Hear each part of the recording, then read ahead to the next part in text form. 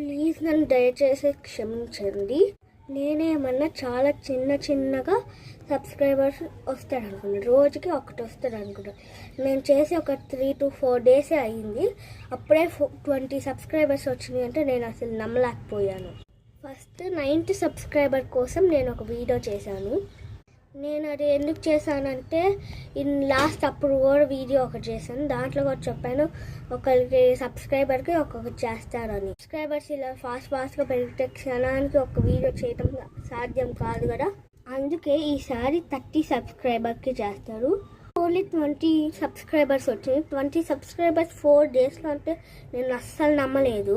అంత ఫాస్ట్గా సబ్స్క్రైబ్ చేసినందుకు మీరు చాలా గ్రేట్. మీరు చాలా సపోర్ట్ చేసినారు, ఇలానే సపోర్ట్ చేస్తూ ఉండండి.